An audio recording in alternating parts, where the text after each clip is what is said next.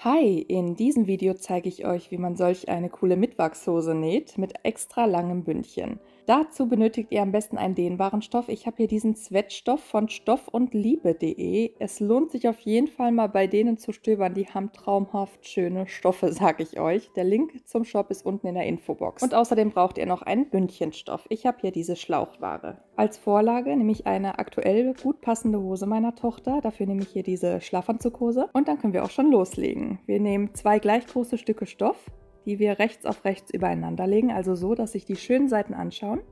Dort drauf sollte die Hose gut drauf passen, sowohl von der Höhe wie auch von der Breite. Diesen Stoff falte ich jetzt wie folgt einmal, ebenfalls die Hose. Und dann lege ich hier die Popokante Umbruch auf Umbruch, also gefaltene Seite auf gefaltene Seite. Damit meine ich hier diese Seite. Und jetzt zeichne ich die Hose einmal ab und dann nehme ich richtig viel Nahtzugabe. Also in dem Fall nehme ich ca. 5 cm und hier unten am Bein mache ich eine Rundung. Also ihr könnt natürlich auch mehr oder weniger nehmen, je nachdem wie weit ihr die Hose haben möchtet. Jetzt schneiden wir das Ganze einmal aus.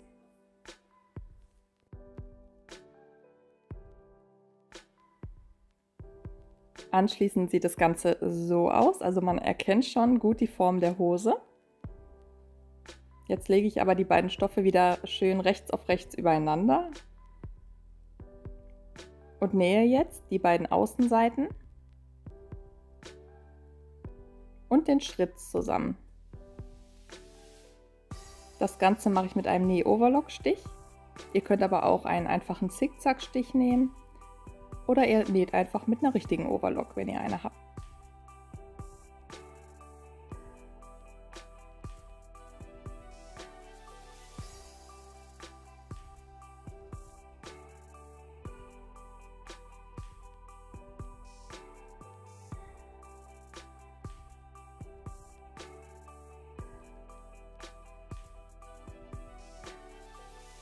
Also so sieht das Ganze jetzt aus.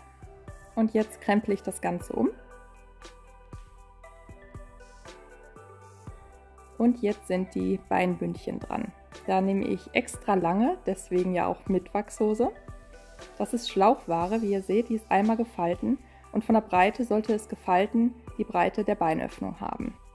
Die Beinlänge kann ich euch nicht pauschal nennen. Da müsst ihr schauen, wie lang ihr das haben wollt. Wenn ihr einmal so faltet, seht ihr, wie lang das Bündchen am Ende ist.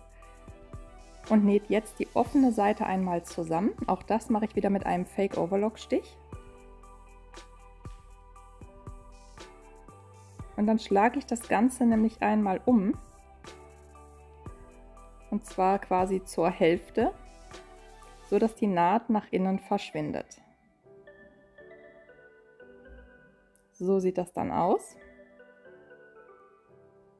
Gehe ich einmal mit der Hand hier rein und stülpe das Ganze über das Bein drüber.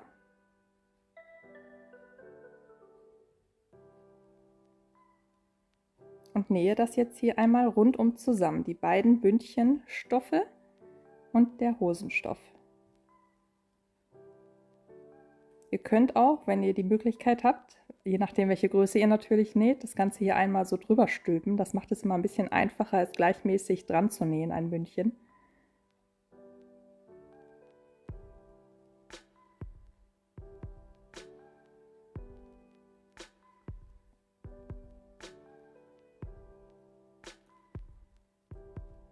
So, angenäht sieht das jetzt wie folgt aus. Jetzt klappe ich das einmal hier nach unten. Jetzt seht ihr das fertige Bündchen. Anfangs brauchen wir aber gar nicht das ausgeklappte Bündchen. Da falten wir das dann einfach einmal nach oben hin. Und dasselbe jetzt auch mit dem anderen Beinbündchen. Das Ganze überspringen wir aber. Ihr habt ja jetzt gesehen, wie das funktioniert. So, und jetzt ist das Bauchbündchen dran. Hier nehme ich dasselbe Bündchen, ebenfalls Schlauchware, auseinandergeklappt. Sieht das Ganze so aus. Es gibt eine Formel, die man nehmen kann. Ich gucke jetzt aber einfach, dass ich die gleiche Bündchenbreite nehme, wie von der Hose, die ich als Größenvorgabe benutze. Jetzt nähe ich hier die offene Seite zusammen. Auch hier wieder mit einem Fake Overlock Stich. Schlage das Ganze einmal um, so dass die Naht nach innen verschwindet und die gleiche Vorgehensweise wie bei dem Beinbündchen. Ich stülpe das Ganze jetzt hier einmal über die Hose drüber mit der offenen Seite nach oben und nähe das Ganze einmal rundum zusammen. Ihr könnt euch das Bündchen natürlich auch vorher feststecken. Ich selber mache das immer frei Hand. Ich ziehe einfach das Bündchen immer leicht. Ich habe da mittlerweile ein gutes Gefühl für entwickelt, dass es gleichmäßig dran genäht ist. Aber wie gesagt, ihr könnt auch ganz gut einfach mit Stoffklammern das Bündchen vorher feststecken an 4 Seiten.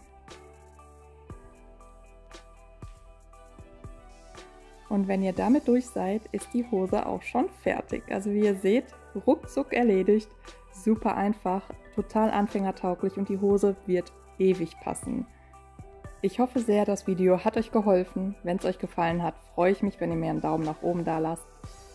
Und wenn ihr keine Videos verpassen wollt, könnt ihr einfach ein Abo dalassen.